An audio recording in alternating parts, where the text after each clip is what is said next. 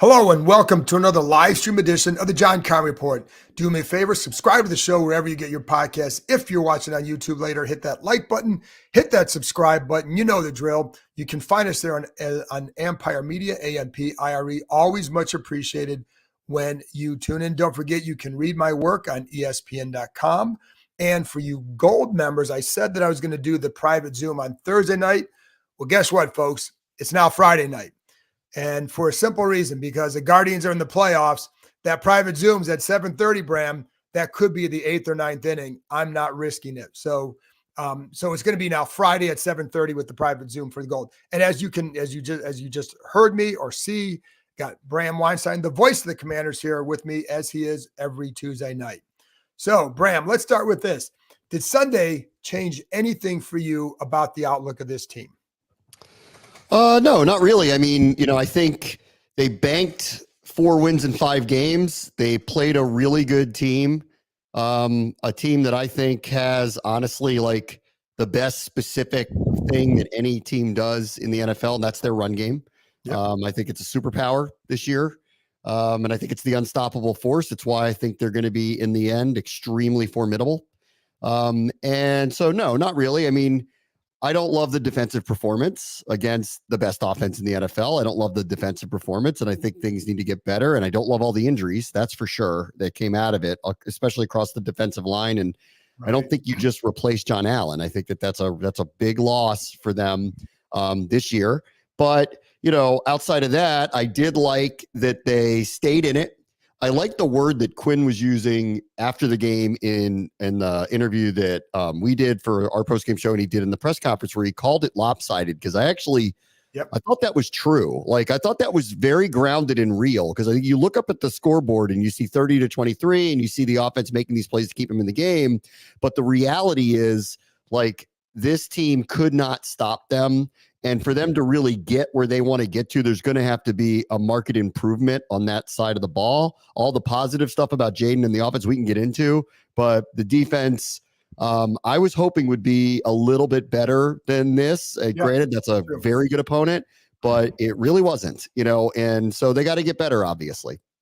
And I agree with you. I did like that he said that too, and embraced reality, right? Because they were close. I mean, you're a touchdown from tying that game, right? And you look back and there were some opportunities that if Zacchaeus holds on to the ball at the 25, you got a first down instead. Eventually you're punting, right? Little things like that add up, but they didn't make the plays, and Baltimore consistently did. And you didn't get the sense that if they played again, how much would be different in that regard. So, but I like that he embraced it. I don't think they're far. I mean, they have to close that gap. But to me, they remain on pace to win the NFC East, or at least strongly believe that you can. Like, there's been no proof. I want to get into the John Allen thing in a minute, but there's been no proof that, who would you say right now is better than them in the NFC East? No, I mean, that was funny. I think it was Barry Sverluga who was asking Quinn about it. And I thought it was a fair question, because just, look at the landscape here. Like, the Giants, I appreciate how competitive they are, but they're losing these games, and I don't love their roster. And they've got some injuries that are hurting them right now, specifically Neighbors, Thibodeau, et cetera. And they're in a hole. Andrew Thomas, too. Yeah. Dallas just got destroyed. If you heard this interview with Jerry Jones on the radio, I mean, it's ridiculous. And, they just don't have the same roster that they had a year ago. Like, so there was no way that they were going to go post a 12-win season again. And the Eagles coach is yelling at their own fans and then apologizing for it. I mean, like, it's the sanity in this organization is actually really refreshing and new. It's pretty unbelievable that, like, of the 4 right now, who's the most grounded, sane one? We are in a new normal that's happening. So here's what I'd say, though, John. Like, they have a bottom 5 defense. Bottom 5 defenses don't typically win divisions. So, like I said, they're going to have to get markedly better on that side of the ball for them to actually end up competing for something like that, short of all the other teams imploding along the way. So, like, I think that they have they have a real shot at it. Like the road is open. It's obvious to see it, and the road is open. But I don't want to go there and talking about the 28th ranked defense or whatever they are, like, because 29. it's just not going to be good enough to be competent in it. So it's got to get, I think it can get better, but it's got to get better. Well, and let's go there. So they lose John Allen, and now during, for the year. And listen, quite possibly, we don't know what his future now is in Washington. In fact, I'll kind of address this now because Juan wants to know if we think he'd come back on a cap-friendly deal. I think it's impossible to answer that now because there's so much surrounding his health, and he's old, over 30, and you could save $17 million on the cap if you wanted to cut him. So I think it's just early to say. And yes, I think he likes the hard part for a guy like Allen, Bram, is that guys like that, like they've been waiting for a quarterback like this, a situation like this, and then he gets hurt. And it's funny because like when Ryan Kerrigan left in free agency after that 1 year, and he wanted to come back because he felt after 2020 that like I remember talking to him, he's like, I want to be here when it turns around. And then it never did. But I think now you have more confidence. So yes, I don't know what his plans would be, but I think it's way too early to discuss his future in much detail. But you have to look at this defense, like how can they improve? Do they have the depth at tackle with Mathis and Newton now going to have to play a little bit more to withstand that loss over the long haul? Because it's more over the long haul. This is more about depth than it is, well, was he playing great? No, but he's still a good tackle, and it's just hard to find those guys. So how do you think they can improve? So, I mean, I actually, I'm going to put this on the coaches a little bit. I appreciated that they felt like, listen, we have to stop the Ravens run to whatever degree that means. Right. And they did actually in the first half, but when necessary to get a rush on Lamar, they were not capable of bringing enough pressure on him. And their weakest position group, frankly, is the cornerback position group, and it got exposed. I came in by Friday, and then in the pregame, I talked about it a lot with London and Logan, and I said, who in the world is going to cover Zay Flowers? Like, I don't like that matchup. Now, granted, I think he is, no one's going to call him a top 10, top 5 receiver, but for what he does in that offense, the movable part and the quickness that he has, you have to have a specific skill set corner that can keep up with something like that. Correct. And I don't think this team has that right now. Yeah. So, I would say this to the coaching staff, as I would say to any coaching staff, every roster's flawed. The defensive side of the ball has some flaws that are obvious. They have to figure out a way to mask them, which goes back to someone like losing like Allen. Well, that's a tough loss because you hope that you're going to have a great interior line and you don't have to worry about something like that to try to help the other position groups that need the help. So to address what I think is like elephant in the room here, like Johnny Newton is going to have to be ahead of the curve as a disciplined defensive tackle, which I'd have to ask the coaches about. Where is he on that part of it? Forget about being effective, but disciplined defensive tackle.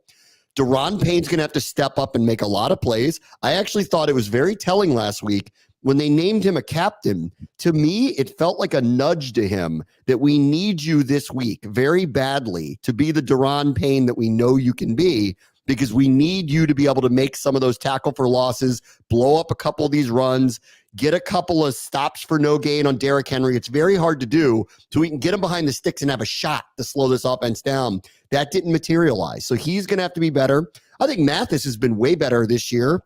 He's been engaged. He's had some moments, so he's going to have to fill in as well. And then does F.A. Obata slide inside every once in a while? Maybe. They're probably going to call up, somebody from the practice squad and hope. But I do think this is a little bit on the coaches need to figure out a way to either be a little more creative on that side of the ball and mask what they're doing. Or, that's what I would say about it. Like, Yeah, and The, I the don't think roster's flawed, John. Like everybody's is though. Like that's the thing. Like there's no roster out there that doesn't. The Ravens have flaws on the back end of their defensive roster that they have to deal with this year. This is where Washington has a problem, and it comes down to the coaches. I think they're playing very hard for these guys, and I think they will continue to. But it will be on them to be a little more creative in how they kind of either hide these coverages, because like one-on-one, man-on-man, they're getting beat every week, and they can't get the consistent pass rush that's necessary. Well, that's the problem to me is then where do you try to improve? Because I know like there are obviously a flurry of trades being made around the NFL. And is this something that this team can participate in? And would they? And the hard part is I was looking at guys today, like, okay, if you want to go get who's a guy, a cornerback in the last year of his deal who you could go get? Well, all the cornerbacks I'm looking at that would be any good who are free agents in 2025. Well, they're all like playing for good teams, or they're guys you don't want. They're not guys who are going to come in and turn around. So can you find some depth pieces along the defensive line? Is there another way to, can you muster more of a pass rush? Because that's what you're going to have to do to help these corners out. And the other thing is like what they saw the other day is they can't play a lot of man. And it's, and the problem is like Igbenogany was lost in zone a few times. So, and there were some drops by the linebackers that weren't where they're supposed to be. So they're just like those things you can clean up, but you have to clean up. Like, you know what I mean? Like we can say that's it because it's a mental mistake, but you have to clean those up. And they didn't. And I also don't think they're going to face too many offenses like Baltimore. And so that is to their benefit moving forward. They're just not. And so, but you're going to face teams that can throw the ball. But that's the thing, Bram, is like, is there a way to help the pass rush, which can then help the secondary as well? And I know like Hassan Reddick's out there and, all those guys. I don't know what you think. I mean, they have a lot of cap space for next year. Right now it's second most. They have 9 draft picks. So they can do some things. I don't know that I see them making a big move unless it's someone who absolutely fits exactly what they want moving forward. Not agree. just now, but for the several years. I feel like, that they want to win now. Like you get that feeling they even said it at the end of camp. They do want to try to win now. And but they're not going to blow things up and change their philosophy now. But there's no, I don't get this, that this is a steady group. I don't get the sense that they're going to do anything rash to give up major assets or major money to take a run. That said, I think we talked about this like a week or two ago when it was 4-1. You have to think about, okay, do you change your expectations for this year? And do you go make a move that maybe you wouldn't have anticipated making and maybe pay a little bit more of a price than you probably would have? Because there is an opportunity that is in front of you that, whether they believed was going to be there or not, just truly is. So that I'd only, and they don't talk much about this, about what their planning is. I don't blame them. They keep it to themselves. I do wonder that, like, do they internally see this opportunity of this year as worthwhile enough to go actually make some moves that aren't just for the future, but for the now? And because that's what a Devontae Adams move for the Jets is. That's what Amari Cooper move is for the Bills. Like those players aren't coming here at those price points, but is there someone, and it's probably not a big heavyweight name. Like, don't at me with Max Crosby. Like, that's not what we're talking about here. But like, maybe there might be an under the radar name of a person who might be available that they go get that you won't think a lot of, but they do, and falls in line with what they're looking for. And it probably would be an edge rush, and it probably would be a corner. I'm not even assuming that because it could be a defensive tackle. I mean, they need depth there. And then I'd also look at like, who are some guys that maybe they have ties to, because this is a group that was huge in free agency on ties and fit. And I've said this on the podcast the other day, it's why you don't chase names, you chase fit. And, I don't like, there were some, I guess, reports or just speculation about linking them to receivers in the past. They really weren't. So that was never something I ever saw.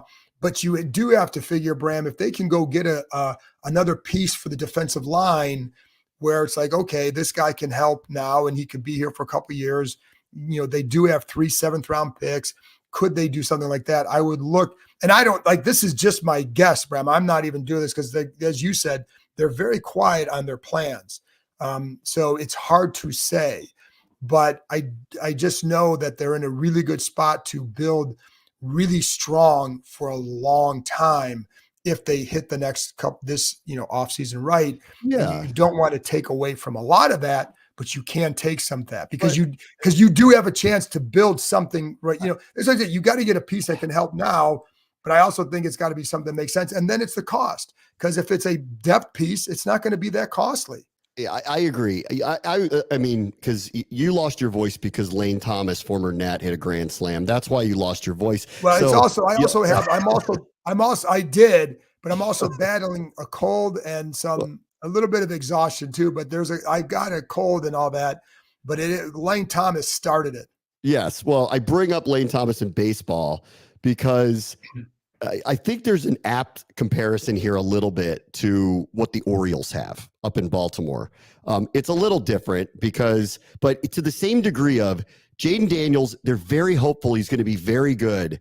He's been extraordinary. He is having the best season any rookie quarterback has ever had to this point in so many ways. Like, he is still the leader in completion percentage in the NFL, and the last time a rookie quarterback was either number 1 or 2 in completion percentage was the 1930s when they threw the ball 5 times a game. Like, it's ridiculous. The season that he's having, he was exceptional the other day. We can get into him in a minute. He was exceptional against Baltimore and kept them in the game the way that, considering how the defense was playing. But let me go back to this comparison for a moment. So the Orioles drafted a bunch of what would they hope to be star players, and it came on real fast for them, where they got really good, really fast. All of a sudden, we're in the playoffs and ahead of schedule. And the complaint about them is they were not making moves to bolster the opportunities that were in front of them. So in this case, this is year 1 of it. There's one extraordinarily good young guy. There's a couple of others in this draft class that are stepping up fast, like Brandon Coleman. Sandristill's getting better and better and better as we go. I think Sinnett's going to have a bigger role. We're going to see with Newton now because they're going to thrust him into the spotlight. And this team is highly competitive. They're the number 2 scoring offense in the NFL. Like, they're highly competitive. My point is this. The opportunity is there. Yeah. And you don't just say, well, it's just so ahead of schedule, we'll get them next time.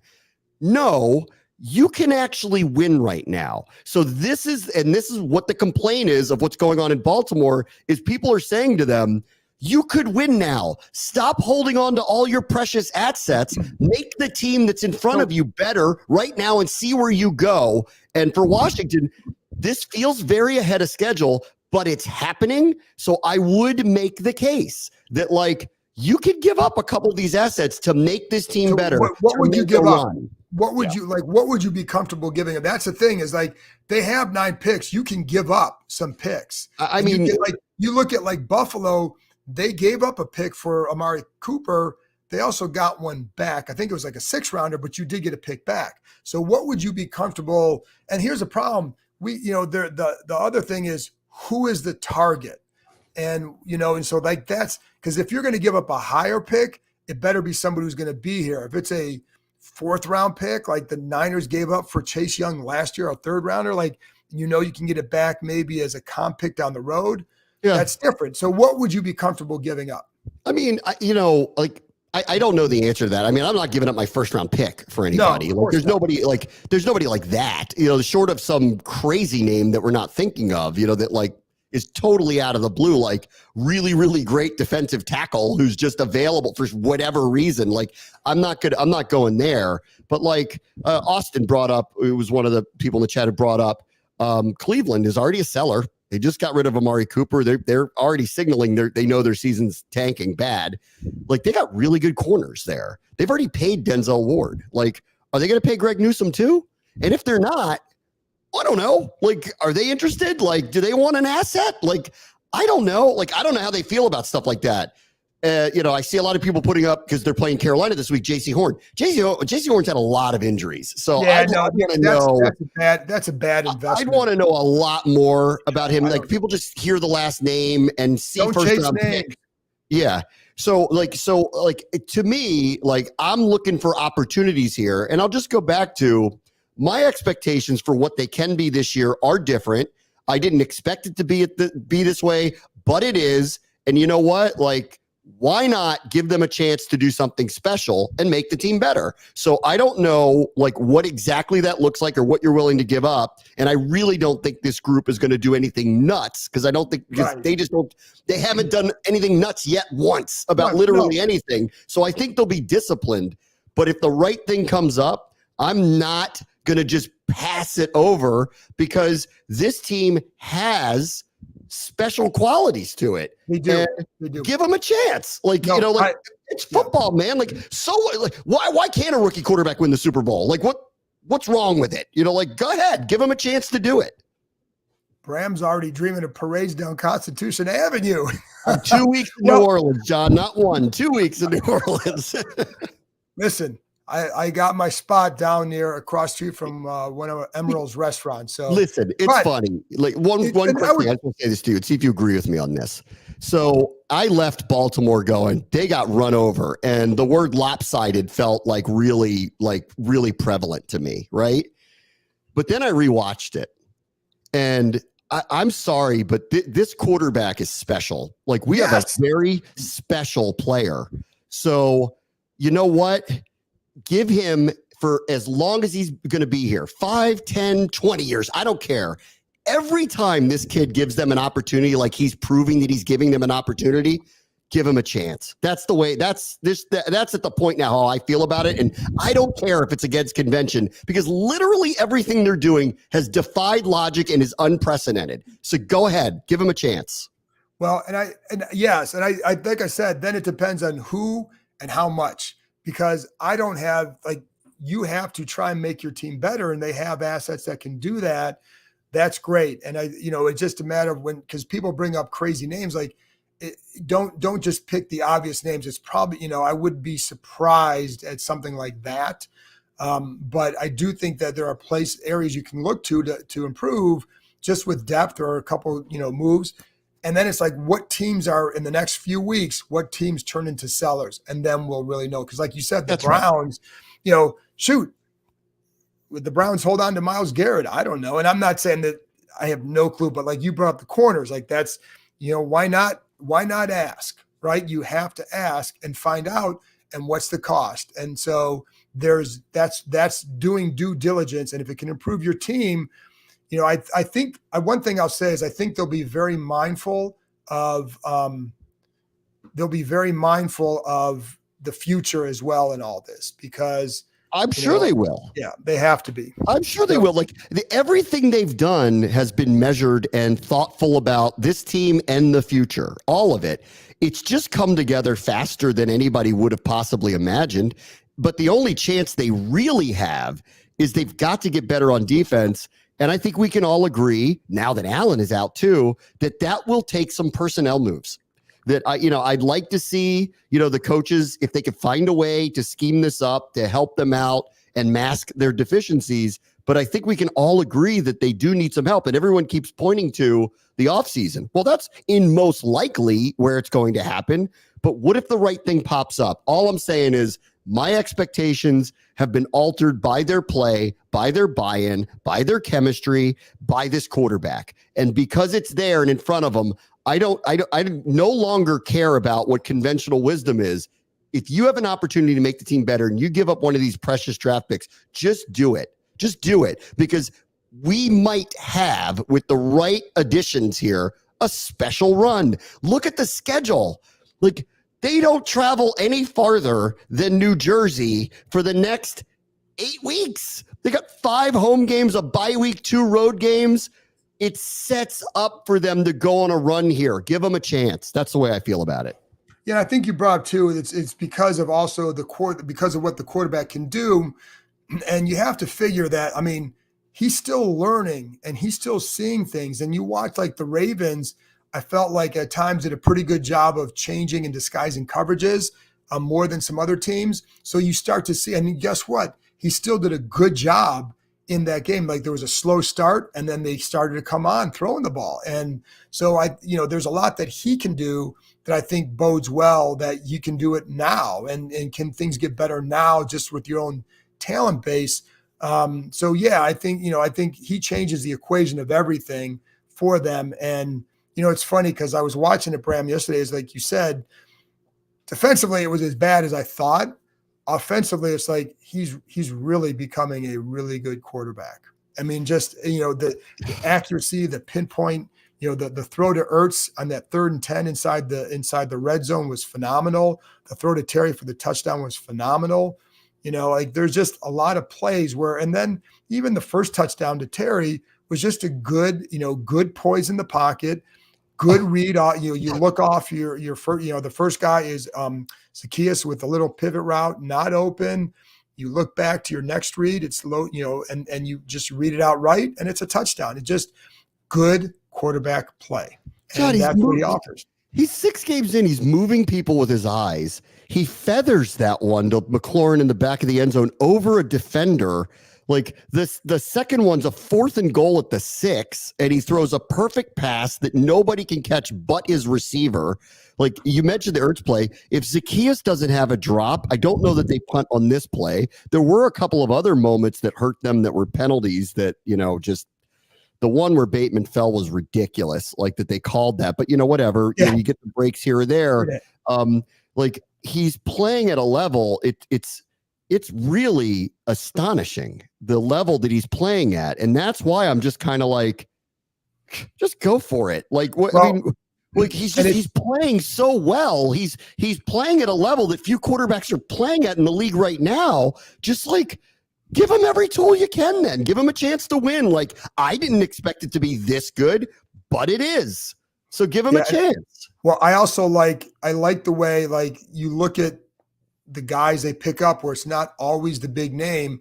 Noah Brown's really helped, and he was not like he's a name that people knew, but I would not call him a big name by any means because he wasn't. And he has come in and been exactly what you would hope for in that role. I mean, he's probably been better, and so like can you get other guys like that can come in and contribute and be solid contributors, because it's the depth I think that eventually wins out in this league. And so can you add that in some ways? If you can't get some top tier player, which I like, again, that's a lot of other factors, but can you add some more pieces to build some more depth? But I do have concerns about that, the secondary, specifically corner. Definitely. And I agree with you. Like Sam is still playing better. He's still best inside, and they know it, and that's where his future is. But because he competes and he's tough, you can put him out there because you know what you're going to get from him, and I appreciate that very much. Yeah. So I talked to Dave Quitt about him last week, and he had told me, he said he enthusiastically said he would make this move because they asked him to do it, and they've all admitted they're like at some point he's going to go back to where he belongs or where they want him to be long term. But he's doing what the team needs him to do as a rookie, right? He's actually getting better too. He's the physicality he plays with is showing up. He finally got his hands on the ball. It's going really well. There's one other thing I just want to say to kind of wrap up this whole point of like, what do you do at the deadline? How do you think about this season? And this is like, I think we're in a new normal. Like, I think we can all like, we have a quarterback, like a real one now, like a real deal quarterback now. So hopefully all things go well. And you know what I love about this conversation? Let's stop talking about next year in week 7. Like we've done that for 20 years. Like, oh, what's next year going to be? Forget it. How about this year? Like they got a chance this year to like go win. Are they going to get are they going to, I can dream big and be as optimistic as I want. Do I think they'll end up in New Orleans? Probably not. But you know what? For the first time in a generation, I feel like, go ahead. Like, why not? We have a special player playing the position. Let's stop talking about, oh, what are we going to do next year? Like, it's the middle of this year and we're 4-2. Like, let's go, I can picture Bram in his little Commanders jammies with the footies on, just dreaming of New Orleans every night. Hey, Listen, but I will say here's the thing. The goal is to get to the playoffs, period. Because do you like Yes. and it's a long way to go, but and there's a long time to get there. And but do you think any team would want to face Jaden Daniels in the playoffs? No. No. And you know what? You know what else too? Like, and I like. Boy, we're getting Adam way ahead of Peters, ourselves. So there's 11 games I left. know, but you know what? Like Adam Peters, like you see him after the games. This guy hates losing. I mean, hates it. And I love that about him. Like, I love that. Like, hates it, but is disciplined about it. He wears it on his sleeve when they lose. You can just see it and feel for sure. It doesn't mean he doesn't do anything rash about it, like that's the good news. Like he just internalizes it, makes it clear. Quinn hates losing too. You could tell Jaden hates losing. Do you see the look on his face? Like he hates losing.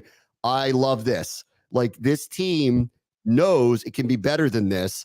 And it is up to the coaches to do, I think, the best they can schematically to try to hide maybe more what they're doing on that side of the ball, because the Ravens shredded them. When they loaded up the box, they were able to throw at will on them. And then when they backed off a little bit, they went back to what is the unstoppable thing in the NFL. They ran on them. To your point, they're not going to play them again this year. And nobody's offense is as good as that one, or you're not going to find one as dynamic as that one, or has something that looks unstoppable. That said, their defense is not good enough to do the types of things we're talking about. So we got to figure out scheme a little bit here to help them out a little bit. And Adam Peters needs to think about what additions are available. And I agree, you don't do anything rash, and you don't just give something away, and you don't get, outside your own comfort zone. I agree with all of that. But I think this team has proven that they're better than anyone thought they were going to be. So I say if the right things pop up, go for it. Like don't even hold back. Go for it. Just to close too, like when people say ready to win now, what does that mean? Like they're ready certainly to win the NFC East right now, right? We know that. Like just if they continue on this path, is it win now? Is it getting the playoffs? You view them as something more than just a playoff contender? Well, they have to improve that defense. And to do that, you're going to need a few parts, not just one. But like you said, every roster is flawed, and there are going to be internal improvements too. You would hope this is a good staff. So you would hope that the defense is going to improve through just more time together, or more like, I saw, again, multiple cases in the zone coverage where one guy was messing up. It's like, you got to learn this. And do they learn that? Because if you do, you could have stopped several plays, right? And so, like, do you get there? That's an internal improvement. Then you bring up the rookies, Johnny Newton. Brandon Coleman's done a nice job. Now, he and Cornelius Lucas have done a good job together. But I think Newton is a guy that you have to say, like, you look at the second half of this year, what can he add? And, but that's where I'd target that. I don't know that you're going to bring in a corner that's going to really make the difference, unless it's, Cleveland wants to do something. But can you add a couple more parts on that defensive front to make it stronger, and then maybe give you a little bit more versatility? Like I like F.A. Obata can rush from the inside in pass rush situations. So does that give you a different look? And Dorrance Armstrong, I think, is doing a nice job. Don't know, for people asking, don't know his status, will not know his status. We'll know more on Wednesday about him. And then we'll probably, for game status, it's always Friday. So, but I think he's done a nice job. So there are parts that you can, get, that you could hope get better. But so we'll see, Bram. So the last thing then, but it is, I don't know if there is a last thing, because really a lot of it is that, and then Jaden Daniels. But it's also the other thing that what I look at too, that I don't know that I talk about enough, is just some of how this offense was put together, and how much it is also helping Jaden Daniels. And I say that like the Zach Ertzes, the Ecklers, and also Kingsbury as well, because I think it's been a really good design of this offense. I think he's done a good job of slowly getting Daniels in putting him in good spots. And then you see some play design that I think is really good. And I think that I'm curious to see how that continues to develop. And also, how do teams try to take away things from Daniels, and how do they adjust off of that. I think we've already seen it now. They've played two better defenses. Cleveland's is good. I mean, we'll see how motivated they are the rest of the year of what's going on there. They're very good. Baltimore's, I think, will get better. Metrically, they're not very good. They're good against the run. They're not very good against the pass. Metrically, I think we'll see young coordinator, all that. Here's the this is the other part that I love about this. Like every week's a very different test for Daniels in this offense. First week, blitz happy. First game for him, he's running out of the pocket. Everyone's worried he's running the ball too much. Internal clock was sped up. Giants don't do that, and he's able to move the ball at will on them. Week 3, they get to Cincinnati. Cincinnati loads up on the run because they don't have a good run defense. They know they got to stop them. Kind of can't do it, and Jaden beats them anyway over the top when he got man coverage, makes the right call. Week 4, they go to Arizona.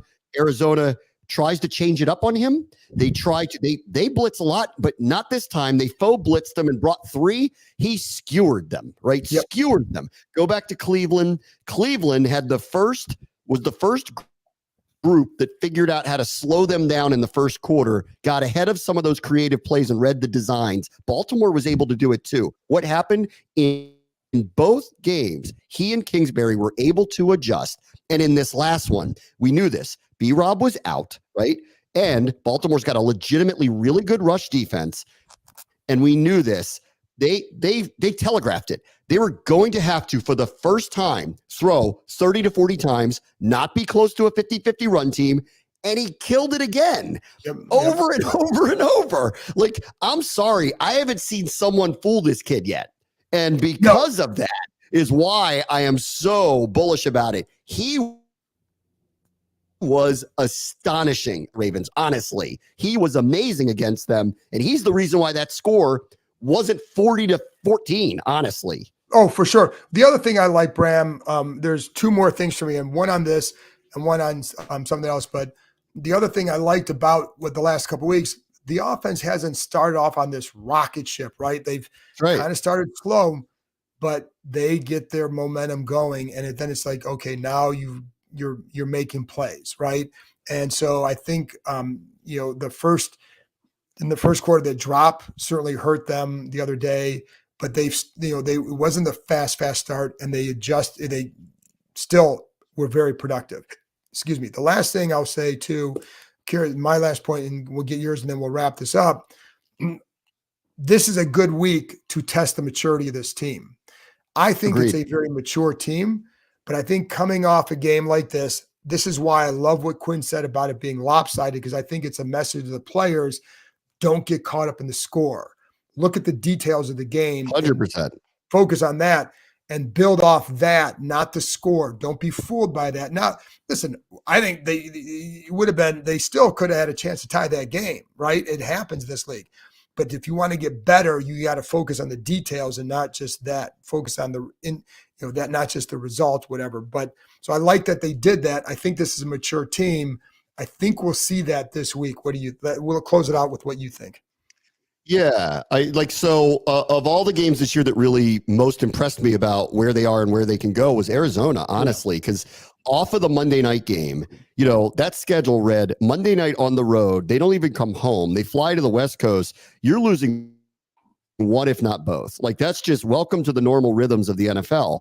And they came off of what was everyone is talking about him. It's on Monday Night Football. Everyone's freaking out. They're talking about Jaden. They're talking about this team. They're getting a lot of shine that they never get. Then they go to Arizona, put their heads down, and play by far, not even close, their best game of the season and blow that team out. And people are like, well, they stink. Oh, yeah? They beat the Rams. They beat the 49ers and almost beat Buffalo. I don't even want to hear it. So they boat raced this team. That was the one where I went, oh, we're in a new normal now. So to your point, now we get the first one where they're coming to handle it. How do they handle it? I don't know. I know how they handle wins. I saw it. How do they handle losses, big losses? I don't know. We'll go find out this weekend.